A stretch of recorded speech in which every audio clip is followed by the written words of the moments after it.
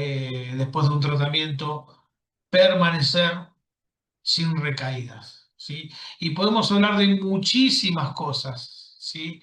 De lo que es sostener una recuperación.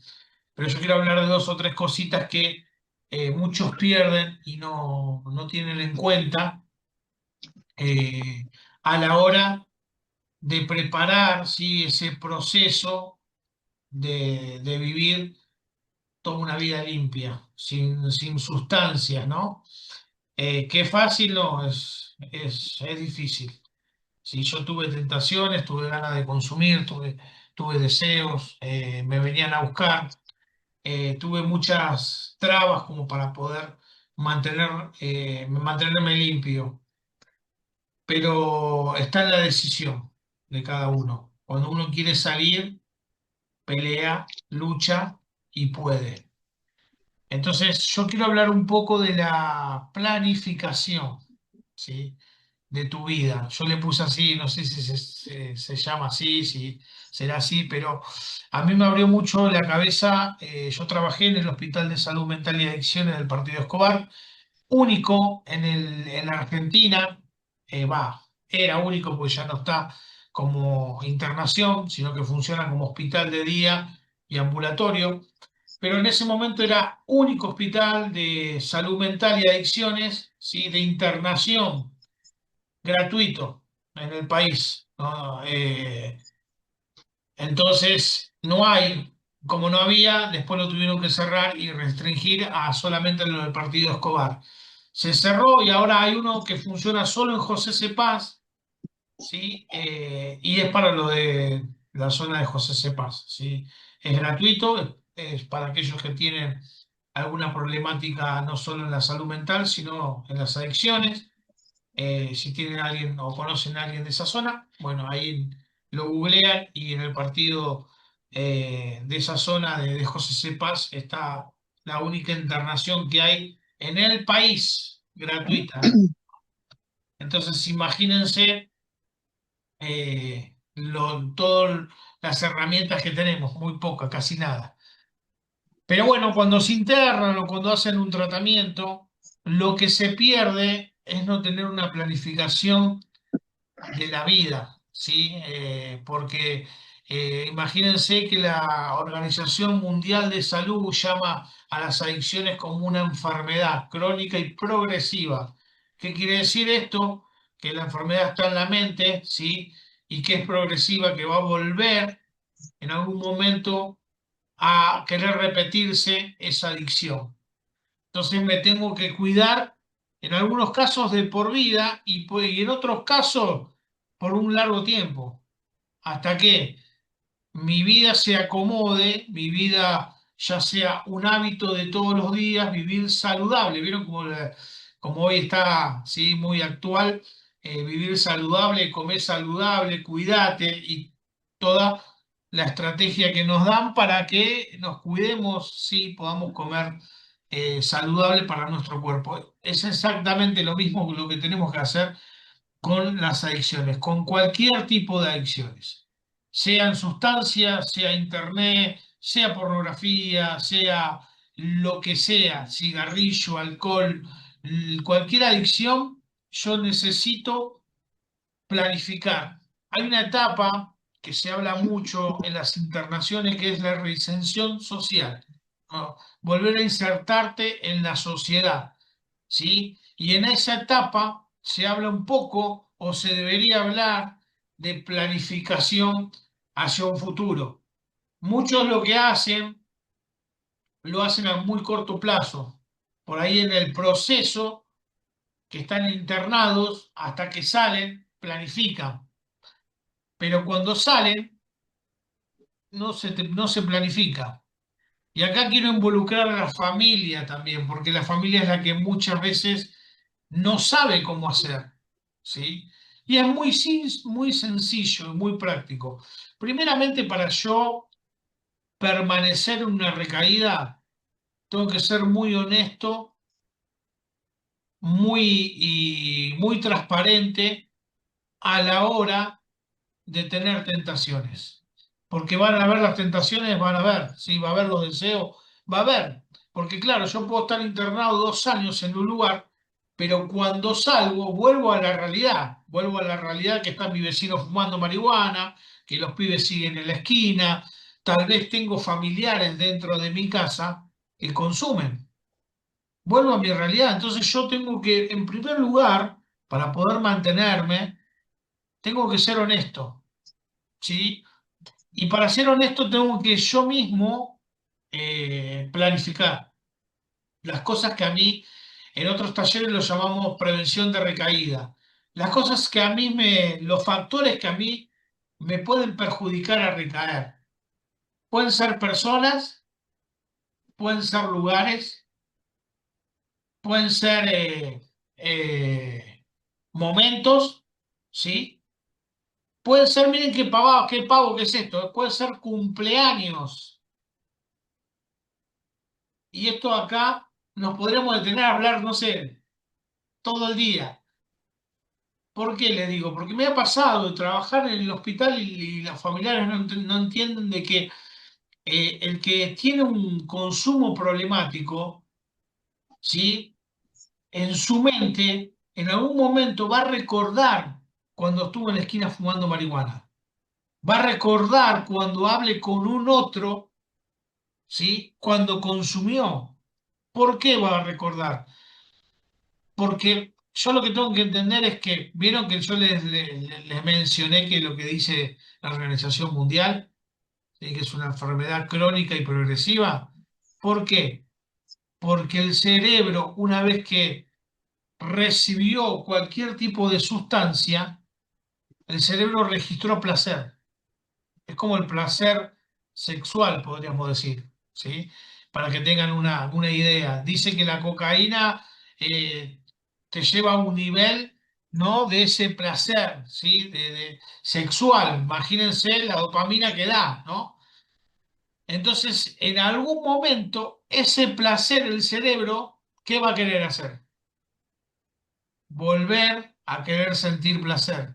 Pero el cerebro, claro, no registra que hay cocaína. Entonces, ¿qué va a querer? Sentir placer de alguna otra manera, ¿sí? Es sentir placer con una cerveza, es sentir placer con ¿no? Con un cigarrillo de marihuana, con alcohol, con lo que venga. Entonces, si yo voy a un cumpleaños donde consumen alcohol, mi cerebro va a ser un disparador. Por eso van a encontrar a muchas personas que dicen, ah, pero si él nunca tuvo problema con el alcohol. Y me ha pasado familiares que me han dicho, ah, no, pero él puede venir tranquilamente porque él no toma. ¿Sabe lo que va a pasar? Que él como no toma, no tiene problema, va a tomar. Y el cerebro va a registrar ese placer. Entonces, a corto plazo o a largo plazo, se va a hacer adicto al alcohol, ¿sí?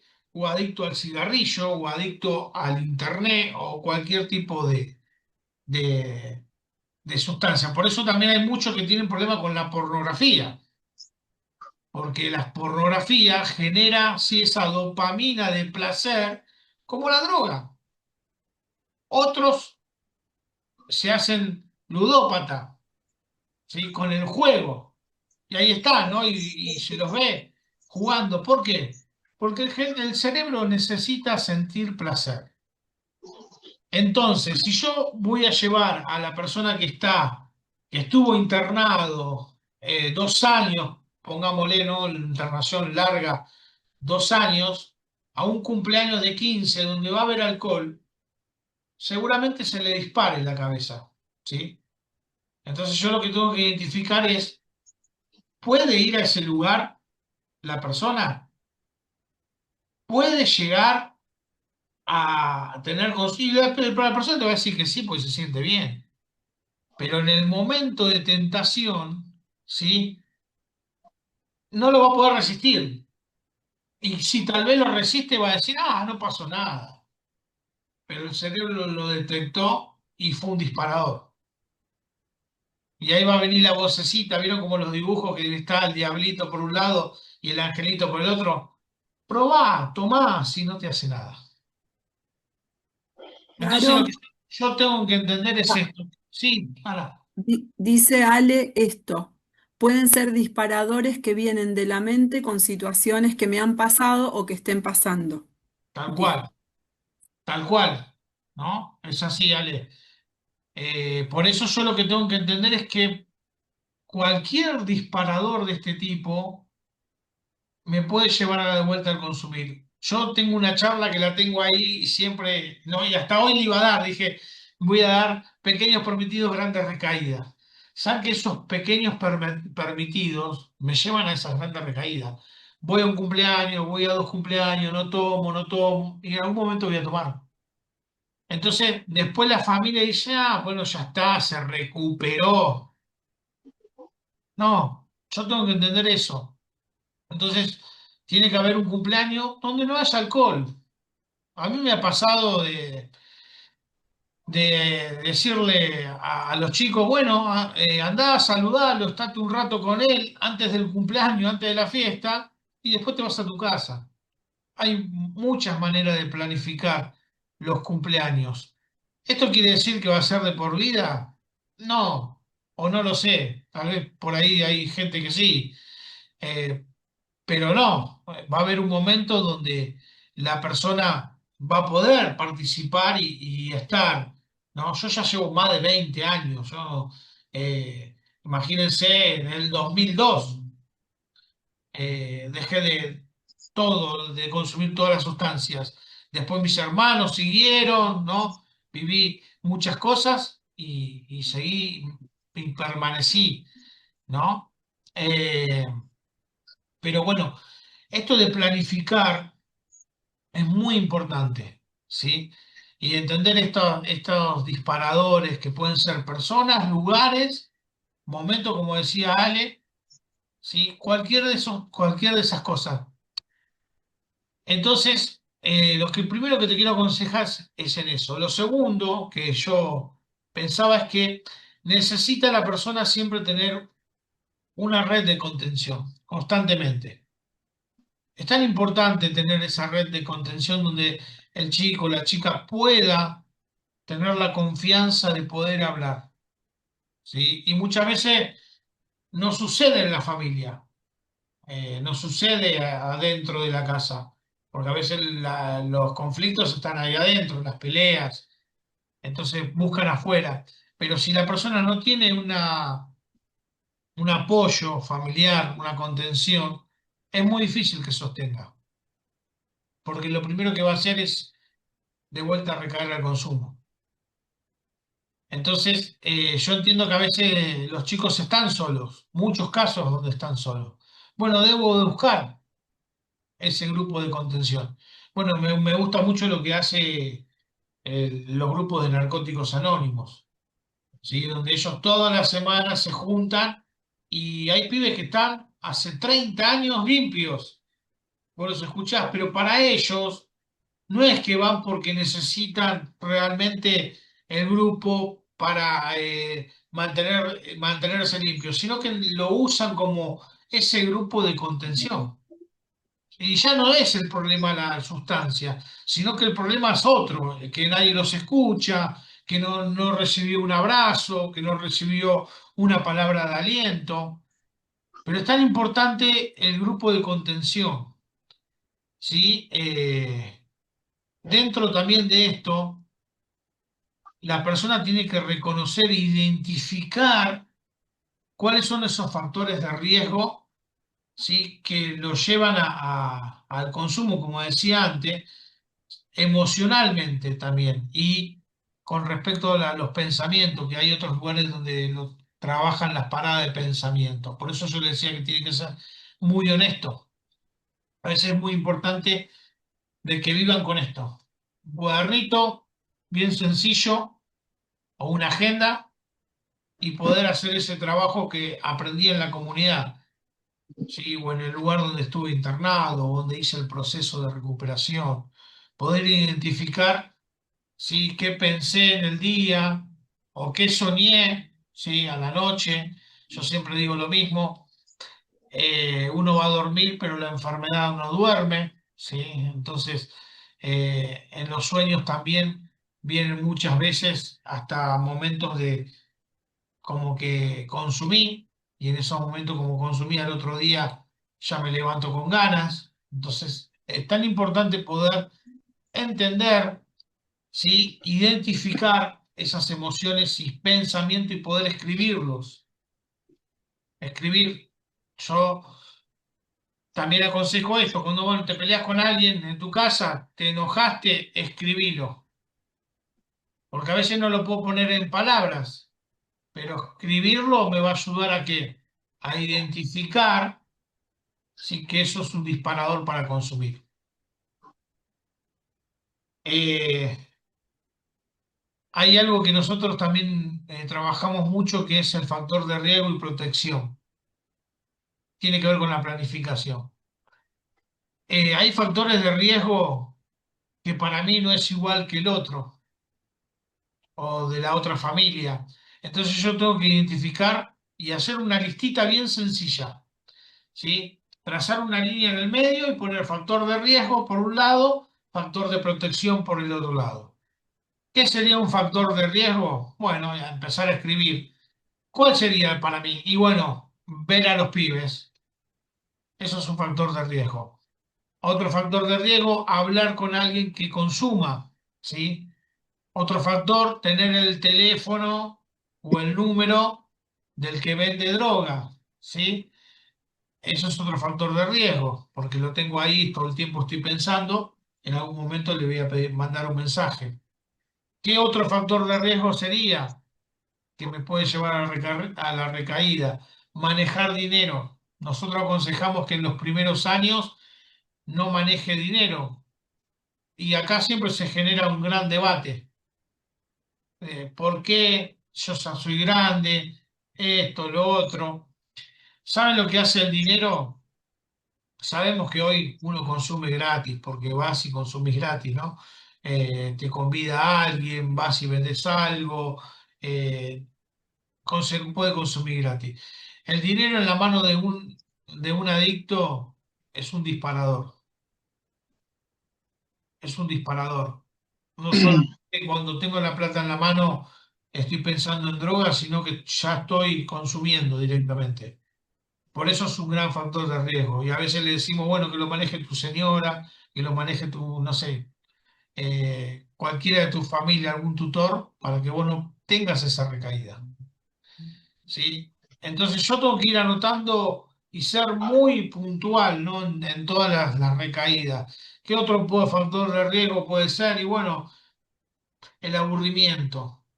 No, no lo han escuchado, pues estoy aburrido.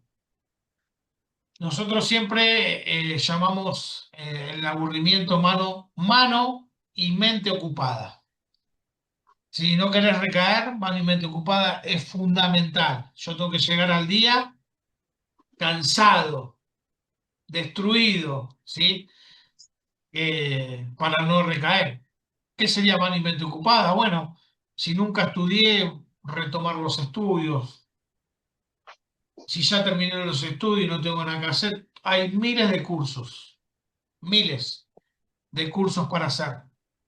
Leer, leer libros, leer tu mismo devocional que vos podés armar todos los días con te podés anotar en el Solo por Hoy, te llegan los devocionales, puedes hacer miles de cosas.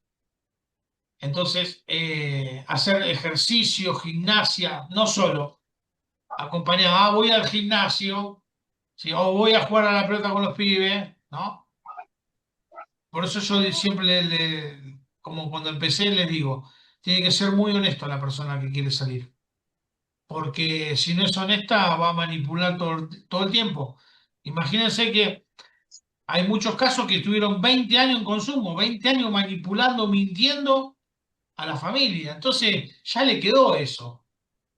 ¿Cuánto tarda, no, para cambiar todo eso?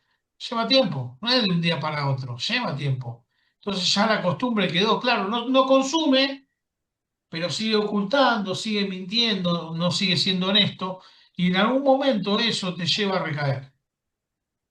Te lleva a recaer. Entonces es importante ser honesto, ¿no? Y buscar a alguien para poder ser esta lista. ¿No? Y que la persona, no, a veces es mejor un familiar porque es el que la conoce, ¿no? Conoce a la persona. Entonces, si alguien quiere mantener, tiene que tener la mano ocupada. Hoy en tu casa puedes hacer, te puedes convertir en un plomero, en un electricista, en cualquier cosa, ¿sí? Y estar ocupado. Pero para eso, ¿qué necesito? Planificar, planificar, ¿sí? Que es el último punto que yo quiero hablarte. Claro. Sí, Claro, pensaba esto que vos decís, ¿no? Dijiste recién como estudiar si habías dejado o aprender algo nuevo, ¿no? Porque imagino que dentro de las personas que consumen hay chicos jóvenes como también adultos, ¿no? Entonces por ahí alguien no quiere retomar los estudios, pero puede aprender un oficio, puede aprender algo, no sé, hacer un banco, una mesa, no sé, se me ocurre este tipo de cosas.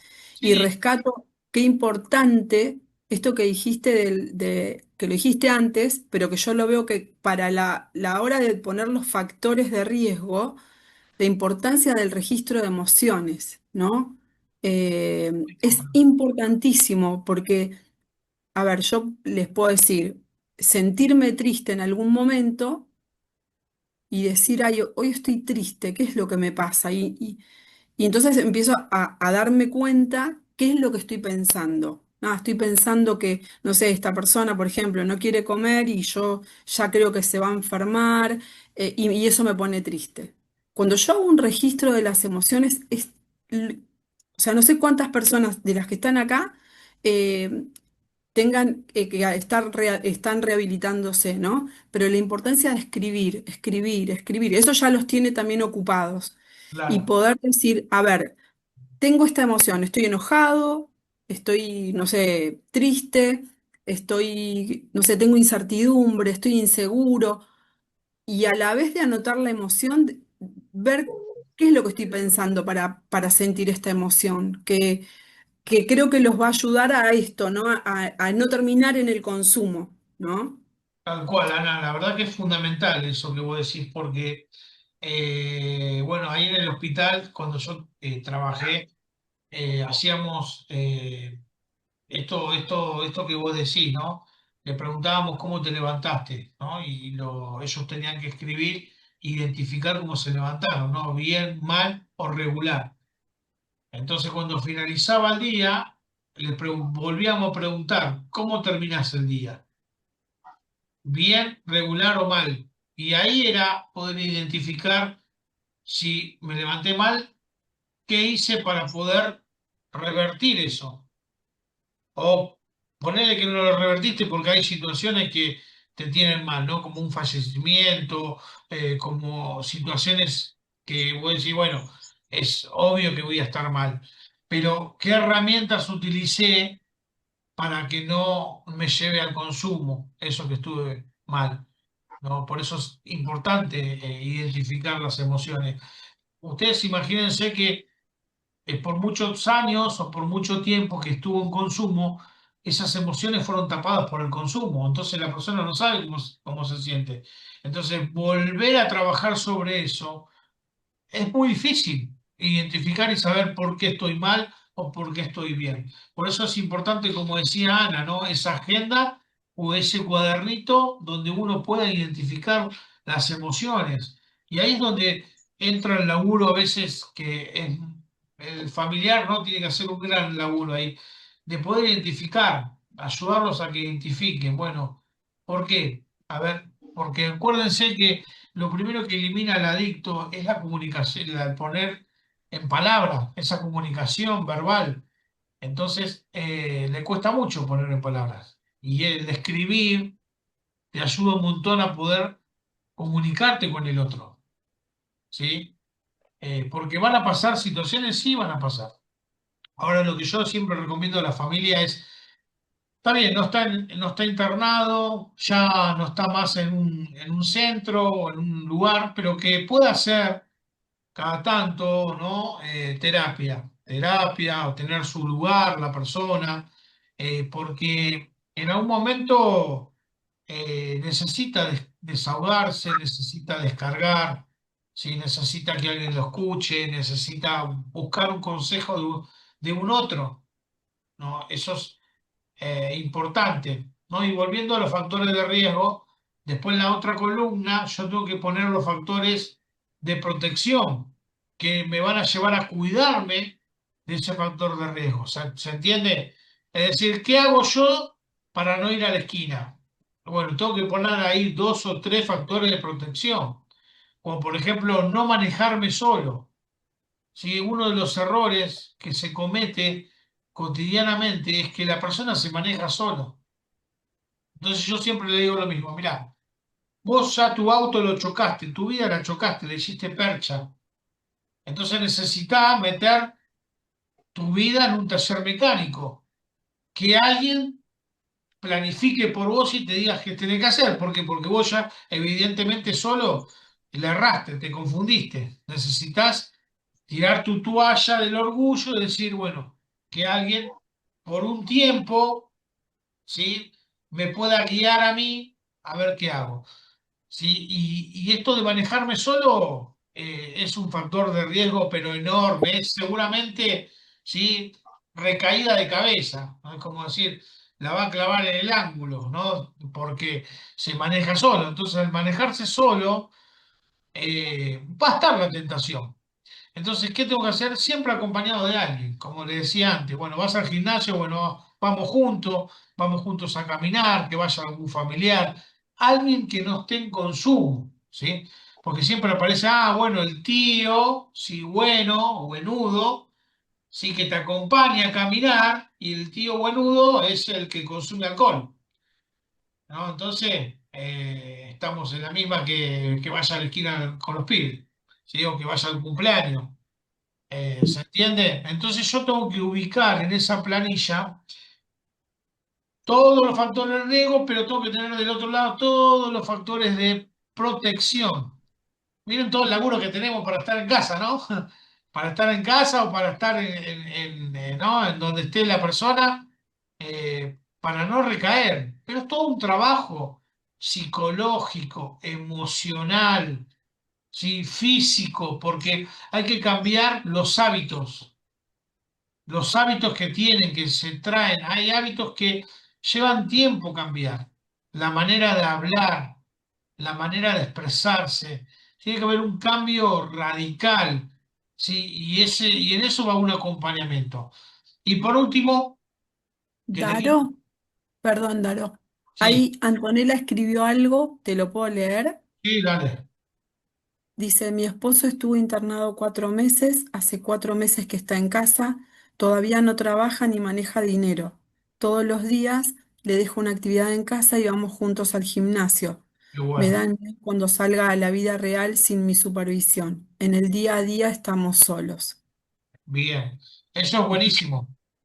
Eso es buenísimo porque eh, tiene un acompañamiento, ¿no? No está solo y planifican solo.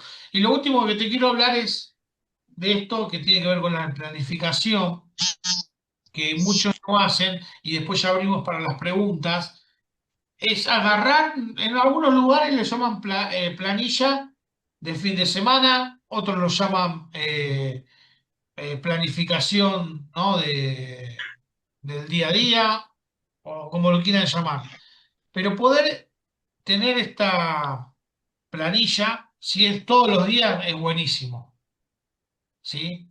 Donde yo pueda poner planificada el día. ¿Cómo sería esto? Bueno, ¿a qué hora te vas a levantar? A las 7, listo, tengo que anotar. A las 7 me levanto y tengo que cumplir, ¿sí? Porque en un centro de rehabilitación a las 7 te levantás, no hay vuelta atrás. No es que, ah, no, tienes sueño, que duerme. No, a las 7 tenés que levantarte, higienizarte y a las 7:30 tenés que estar en la mesa para desayunar con todos juntos. ¿Sí? Es decir, los límites que no recibió en casa, los recibe en un centro de rehabilitación. Bueno, a las 8, ¿qué vas a hacer? ¿Sí? De 8 a 9. Bueno, de 8 a 9 voy a estudiar, listo. De 9 a 10, bueno, me voy a bañar, ¿no? De 10 a 11, ¿qué voy a hacer? Voy a hacer el curso, ¿no? Hasta las 12, listo. A las 12 voy a hacer la comida. Pareciera una pavada, ¿no? Nosotros cuando lo hacíamos Yo se lo digo a los chicos, me dicen, ah, es una pavada que voy a anotar todo eso. Anotalo si es una pavada, le decía yo. Si es una pavada, anotalo, si es una pavada. Tenés que anotar nada más. ¿No? Ah, no, bueno, pero cuando no hay una planificación es como ese barco que no tiene rumbo, a la deriva. ¿Por qué? Porque después, cuando hay un error, voy a la planificación. A ver, no tengo tiempo libre. Ah, no hay tiempo muerto. No hay para aburrirse. No hay aburrimiento, ¿sí? No hay espacios a la deriva. Lo puedes empezar haciendo los fines de semana si querés, ¿no? Porque son los factores de más riesgo que hay los fines de semana, porque a veces el que trabaja, trabaja, o el que tiene actividades en la semana lo tenés, lo podés cumplir. Pero los fines de semana es terrible. Ahí es como que, ah, bueno, es el permitido el día de semana. Para el adicto no hay permitidos, porque pequeños permitidos renden recaído. ¿Sí? Si ya te permitiste levantarte a las 12 del mediodía, el domingo o el sábado, ya te diste recontra un re permitido. ¿Sí? ¿Por qué? Siempre uno tiene que dejar una enseñanza. Porque si no tienen chicos, le tenés que decir el día de mañana cuando tengas chicos, vos le tenés que hacerle la leche a los chicos. ¿Sí? Tenés que, ¿no? Tener las actividades en tu casa, ir a comprar. Siempre hay una enseñanza que uno le tiene que dejar en la vida a los chicos, ¿sí? Entonces, y si tiene chicos, peor sería, ¿no? Te tenías que haber levantado antes para levantar a los chicos, que se higienicen, preparar la leche, ¿no? Planificar. La planificación del fin de semana es fundamental. Y si no tengo nada para hacer, necesito ponerme algo. Bueno, listo, no, pero yo voy a mirar una película, un Netflix, una serie, listo. ¿Con quién lo vas a mirar? Ah, pero no hay nadie. Lo que menos va a hacer es mirar una serie, si estás solo. ¿Se entiende? Entonces, eh, la planificación de fin de semana te vas a dar cuenta si la persona lo cumple, si está en un esfuerzo de querer salir adelante o no. Si no lo hace, porque no tiene interés. O sea, lo que va a hacer en la semana es porque lo ve, porque lo tiene que hacer para que el fin de semana llegue y nadie le diga nada. ¿Sí? Por eso es el fin de semana importantísimo decir, bueno, ¿qué vamos a hacer el fin de semana? ¿Saben por qué? Porque cuando están internados lo hacen. Cuando están en un proceso de rehabilitación lo hacen. No hay tiempo libre. Ya el privilegio que hay nada más es dormir una hora, por ahí una hora más, o dormir una hora en una siesta. Pero no hay, o sea, están constantemente en actividad. O sea, por ahí no tienen talleres, pero por ahí tienen la parte recreativa un poco más, pero dentro de lo recreativo lo que van a tener es eh, lo que van a tener es el taller deportivo. Sí, me acuerdo que había un compañero que decía, como sos en el deporte, sos en la vida. ¿Sí? Y claro, él los hacía jugar a la pelota o tener algún tipo de deporte y después los operaba y le decía, vos fuiste ese egoísta porque no pasaste la pelota, así sos en tu casa, así sos esto, ¿no? Y estaba buenísimo, pero fíjense que hasta en las actividades si deportivas se pueden sacar cosas para poder reflexionar juntos. Así que nada. ¿Alguna pregunta que tengan hasta acá? Tenemos para hablar un montón, pero bueno, creo que, no sé, Ani, si tenés algo para decir o si está Ale por ahí, me parece que se había sumado. Me hiciste acordar cuando hablas de la planificación, como anotar, programar, ¿no? Eh, me hiciste acordar a cuando iba a Alco hace muchos años, que te daban para que vos anotes, o sea, unas hojas y vos anotabas en todos los horarios todo lo que comías, ¿no? No dejar pasar ni un pedacito de algo porque eh, uno decía por ahí, no, bueno, pero yo me cuido, yo no como cosas que engorden o yo hago la dieta, pero después cuando vos veías anotado todo lo que vos ibas, los picoteos, todas estas cosas, ahí te dabas cuenta. Lo que me parece bueno que vos planteás es como una programación, una planificación que te guía a vos mismo, que como digo, la planificación calculo la hace la persona que está rehabilitándose con la familia, entonces si entre todos lo ven, no es que tiene que ser algo rígido, me imagino, pero algo sí que entre todos convengamos. A tal hora haríamos esto, a tal hora haríamos lo otro, o sea, porque estamos todos, o sea, y la idea por ahí es que la familia le colabore, digamos, a la persona. Y me parece excelente, porque cuando ya lo tenés programado, ya no te vas, o sea, ya no te podés como desviar tanto, ¿no? Tal cual, ¿no? Es así, porque aparte lo que hace la planificación es también ordenarme a mí y yo no puedo decir, ah, no, pero yo fui a visitar a la abuela. No, si no estaba anotado en la planificación para que vayas a visitar a la abuela. Ah, no, no estaba anotado, pero justo tenía que ir a ver y ahí es una manipulación. Ahí es donde yo tengo que entender cuando se sale de esa hoja de ruta o de esa planificación, hay una manipulación. Sí, tiene que haber un antes, el sentarme y planificar, como decía vos, Ana, con un otro, no puedo hacerlo yo solo. Porque claro, yo solo, viste, hago lo que quiero. Y yo tengo que entender eso, que ellos, por más que tengan 40 años, ¿sí? Necesitan de un otro que lo esté apoyando. Porque si a los 40 años manipuló, mintió, robó, eh, fue a buscar y conseguir la droga a su manera, delinquió, hizo un montón de cosas, corrió límites, porque seguramente dentro de la familia hay gritos, peleas, golpes, ¿no? Porque cuando hay un adicto se sufre violencia verbal, física, de todo pasa, ¿no? Ya corrió un montón de límites, entonces necesita de un acompañamiento y de esta planificación donde se haga en conjunto, con la familia, con un otro, con un tutor. Por eso el que está solo es muy difícil. Tiene que Eh, buscar constantemente hacerlo con alguien, ponerse actividades. Y si no tienen nada para hacer, me avisan, vienen a casa y ya van a tener un montón, ¿no? De ropa hasta, hasta ayudarme con el trabajo, con todo. Ya tienen todo el día ocupado. Pero siempre hay un montón de cosas para hacer, Ana. vos dijiste algo que me llamó también ahí la atención recién cuando dijiste, como que por años la persona que consumió o por el tiempo que haya consumido utilizó el recurso de la mentira, de la manipulación, que no es algo eh, únicamente que le corresponde a la persona que consume sustancias. Lo pienso en el caso de una dieta, ¿no? Que uno dice, no, pero yo no comí nada, que, o sea, yo, acá en el caso, me parece como que corre lo mismo, ¿no?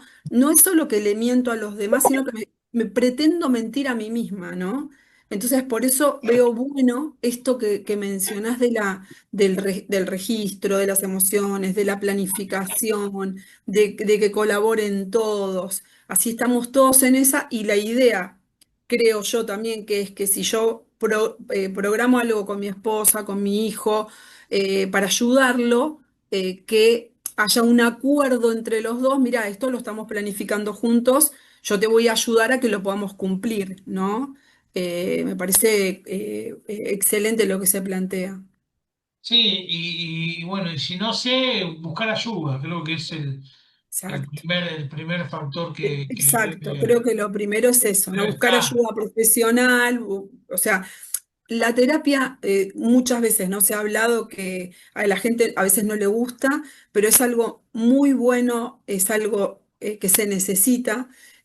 No estamos mal si hacemos terapia. Yo hago terapia y soy terapeuta, o sea, y no tengo ningún problema, simplemente que necesito estar acompañada, en que me ayuden a ver cosas que a veces no veo, ¿no? Entonces, esto me parece como muy importante, muy importante. Sí, o a veces no solo nos falta, no pasa solo por no ver, sino también porque a veces no puedo, no lo veo, pero no sé cómo. viste, voy a decir, yo sé lo que tengo que hacer, pero no lo hago. ¿No? Y a veces la ayuda es el empujón que me ayuda a ver la realidad, ¿no? O a cumplir esos objetivos. Pero creo que ya vivimos en una sociedad donde no busca ayuda, que el orgullo no permanece, ¿no? Y como que si fuera que, uy, ¿qué van a decir de mí que tengo un familiar o que yo soy adicto? Y eso muchas veces nos limita. Entonces creo que lo primero que tiene que haber en nosotros es buscar ayuda, ¿no? Eso me va a ayudar un montón, porque lo primero me va a costar, porque va a haber una lucha, ¿no? Ahí, no, pero poné ahí que yo me levanto a las 9. No, pero yo quiero que vos te levantes a las 8 porque me tenés que ayudar a hacer las compras, ¿no? Y va a haber un tironeo ahí en varias cosas. Entonces, a veces el buscar ayuda me ayuda a mí y a mi familia, ¿no? Así que bueno, abro para que pregunten, ¿sí? Con lo que hablamos, alguna duda, algo que quieran preguntar con respecto a esto, estamos ahí con Ana para contestar.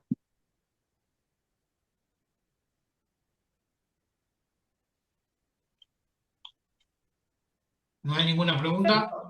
Está María. Hola, buenas noches. Yo entré tarde a la clase, ¿no? Pero lo poco que escuché, entendí que en cierta forma hay que acompañarlos, pero también es una manera de ponerle un límite, ¿no? Haciendo una planificación, obviamente, pero acompañándolo, algo importante para ellos. Sí, sí, es así, el límite tiene que ver con, los límites tienen que ver con que te doy lo que necesitas y no lo que vos querés. O sea, es lo que a veces cometemos el error, ¿no? Pasa con los chicos más chiquitos, le decimos, bueno, para que no me moleste toma el celular, y no es lo que necesitan, sino lo que necesitan es la atención, lo que necesitan es estar activo en otras áreas, como en los estudios, como capacitarse. Y el adicto es exactamente como ese niño, ¿no? Que te va a pedir todo el tiempo, sí, y va a reclamar los límites, reclaman eso, ¿no? Cuando van a un centro de rehabilitación, ya desde el primer minuto, si es un centro de rehabilitación bueno, desde el primer minuto se pone límites, ¿sí? ¿Cómo se pone límites? Ya planteándole las normas y pautas del lugar que tiene que cumplir. Y le dice, mira, las normas y pautas son así. Y eso es lo que perdemos muchas veces en casa, ¿sí? Donde el chico hace lo que quiere. Entonces, sale, se droga en la habitación, se va y vuelve a la hora que quiere. No hay, ¿sí?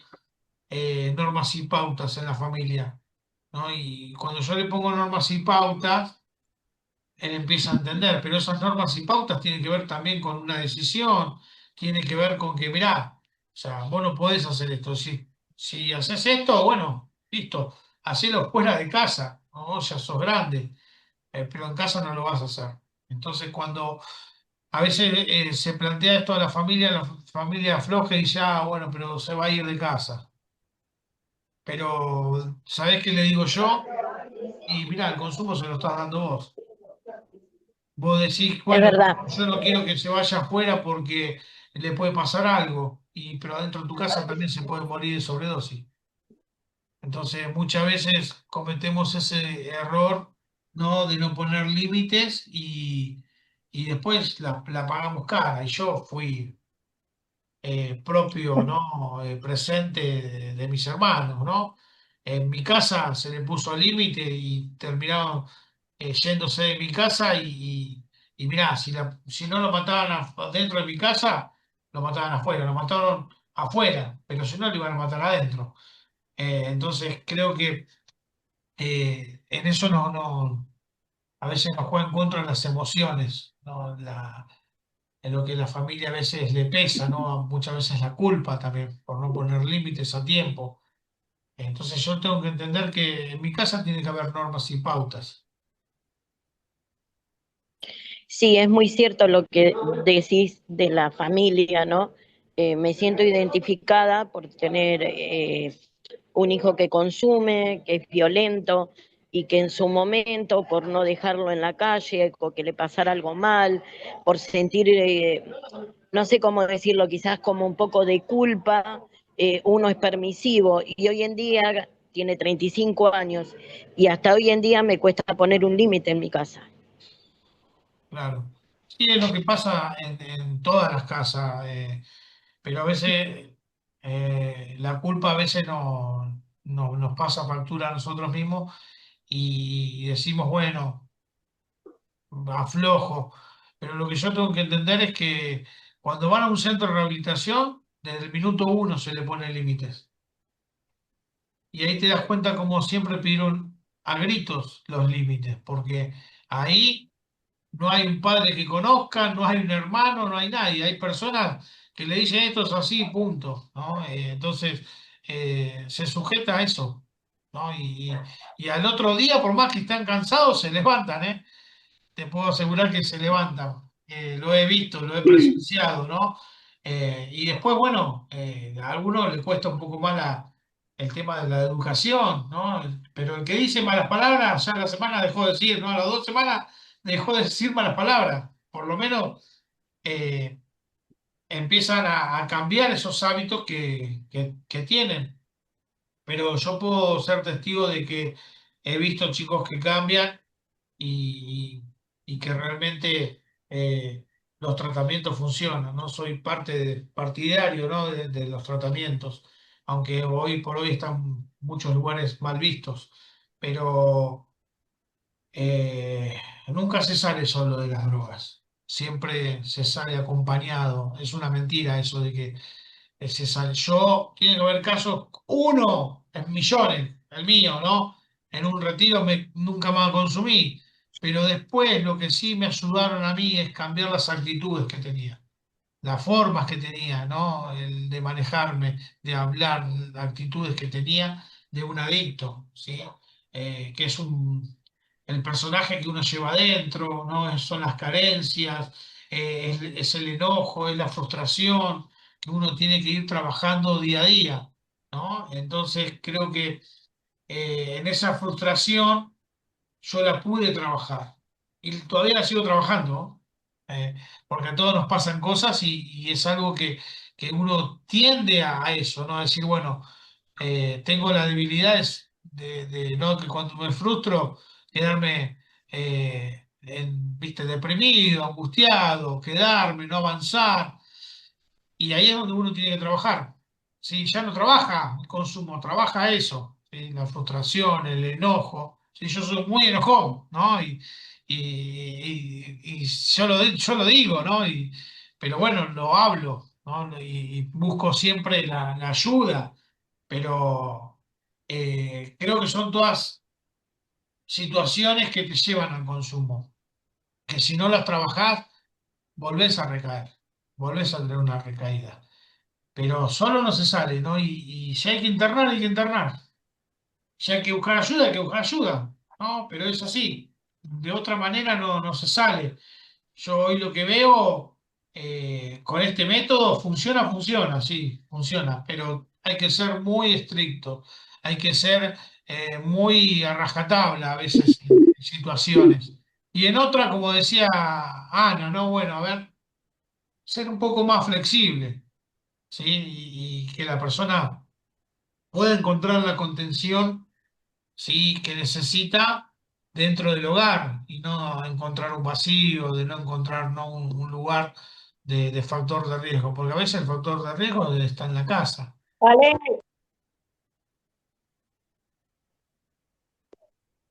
Préstame el cargador. Bueno, ¿alguna otra pregunta? Yo imagino que a veces se debe hacer como difícil esto, ¿no? Como lo que es los límites, ¿no? El, la seriedad del tema de tener una planificación, por ejemplo, y el amor igual y la comprensión está, y que esos límites justamente son la demostración del amor hacia la persona que estamos ayudando, acompañando, ¿no? Sosteniendo, que se sepa, va a saber la persona, o por ahí se lo tenemos que decir, ¿no? Esto es por amor.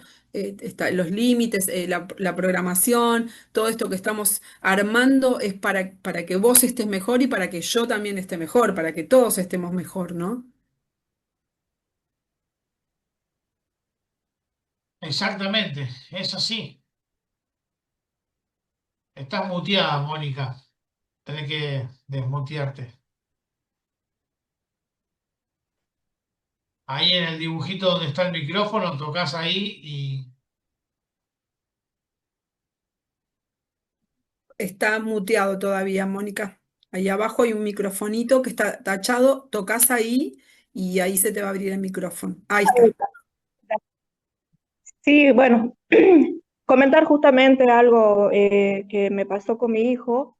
Eh, Él estuvo ahora, antes de esta internación en la que está ahora, eh, más de un mes en situación de calle. Fue duro para mí tomar la decisión, pero justamente sí, ¿no? De hablar desde el amor. Y cómo coinciden las palabras de lo que estaba diciendo recién él, de decir, si yo le abro la puerta de mi casa, o se muere adentro o se muere afuera. Eh, entonces yo le dijo, bueno, hijo, yo no quiero más esto en mi casa, no lo puedo permitir, y bueno, estuvo más de un mes en situación de calle, fue duro para mí, porque imagínate cómo toda madre puede transitar esto de tener un hijo en la calle, en situación de calle, sin saber cómo duerme, si come, bueno, todo lo que conlleva a la situación de calle, hasta que me buscó, me buscó, y yo le dije, bueno, vos sabés cuál es mi postura, yo sí estoy para ayudarte, y vos sabés cuál es la ayuda que yo tengo para brindarte. Me dijo, sí, mamá, me quiero recuperar, así es que bueno, pero bueno, en ese mismo instante yo no lo agarré y tampoco lo traje a mi casa, sino le digo, bueno, vos dame los días que yo necesito para buscar el lugar, para organizar, porque había que hacerle una serie de análisis, más otros papeles en el tema de policía, de que hay lugares que te piden ciertos requisitos. Eh, Cuando yo tenga todo para que vos viajes, yo te busco, te cargo en el colectivo y te vas. Antes no, antes no. Así que bueno, yo de esa manera y lo hizo. Obviamente, por ejemplo, es muy difícil. Tuve una crisis el domingo, fue muy difícil para mí porque me llamaban del lugar donde él quería firmar la baja, donde se quería venir, se quería salir, quería que yo le haga la transferencia, que le mande para el pasaje, todo lo demás. Entonces yo dije, no, vos te quieres venir, te vienes como puedas. Yo no tengo para mandarte y si lo tenía, tampoco tenía. O sea, no había manera. Se queda porque se queda. Y si se quería salir, bueno, asuma las consecuencias de estar ahí afuera. Porque a veces es necesario de que ellos también asuman las consecuencias de las malas decisiones. tal cual, Mónica. Es así. La verdad te felicito por la decisión porque es muy fuerte para una madre, ¿no? Ver a su hijo sufrir, pero es la mejor decisión porque hasta que no tocan fondo no toman decisión, lamentablemente, ¿no? Y cuando se quiere ir, no es nada más y nada menos que la abstinencia, porque ellos están en un proceso de limpiarse, de desintoxicarse, y en ese proceso de desintoxicarse, el cuerpo se dispara con una crisis, ¿sí? Emocional, psicológica, ¿no? Y a veces con violencia, me quiero ir ya, pero es la abstinencia de querer consumir, porque no sé cuántos días está, pero imagínate que el cuerpo lo que quiere es volver a tener la sustancia en el cuerpo, ¿no? Y en el cerebro. pero hiciste muy bien, ¿no? Y va a llorar y va a recontra patalear y te va a decir que lo maltratan en el lugar y que esto y que el otro, pero más maltrato que en la calle va a recibir, o imagínate, no creo, ¿no? Más peligro que en la calle va a tener ahí adentro, no creo, va a tener comida, colchón, ¿no? Va a estar calentito. eh, y es lo que necesita, ¿no? Y como decir vos, aprender de las consecuencias. La persona que no aprende de las consecuencias, de las frustraciones, y se convierte en un adicto. Pero necesita frustrarse, golpearse la cabeza, darle valor a la vida, darle valor a la familia, a la madre estuvo ahí criándolo, ¿no? Criándolo, dándole lo que necesitaba para que él pueda crecer, y que a veces uno dice, uy, no valora nada, ¿no? Tira todo a la miércoles, pero necesitan reflexionar y necesitan pasar por ese proceso, ¿no? De reflexión y de que la vida los golpee, ¿no? Que caigan a la realidad. Esto es así, ¿no? Si él tuvo la oportunidad de estar en su casa, bajo techo, ¿no? Y hacer las cosas bien. No la hizo, bueno, necesita empezar de cero en otro lugar donde pueda volver a reencontrarse con él mismo, ¿no? Y decir, bueno, ¿qué me pasó? Y laburarlo. Entonces, ahí le tenés que decir, bueno, ya está. Estás con crisis y trabajalo, hablalo con un profesional, hablalo con un compañero tuyo de ahí adentro, ¿no? Seguramente le van a dar algo para que coma, algo dulce, ¿sí? O si no, ducha agua bien fría y enseguida se le va la crisis. Pero bueno, a veces es difícil, ¿no? Como familiar, como madre, es contra difícil. Pero es lo mejor que pudiste haber hecho, porque el día de mañana no va a estar la culpa dentro tuyo. Si culpas sentís si él se muere de una sobredosis y vos no hiciste nada. Acá vos estás haciendo y te estás ocupando. ¿Cómo? De la mejor manera que ir y recurrir a un lugar que tenga que ver con las adicciones, con los profesionales. Bárbaro. Felicitaciones. Así que bueno, ¿alguna pregunta más? Si no, ya estamos en horario para finalizar y nos estaríamos viendo el miércoles que viene.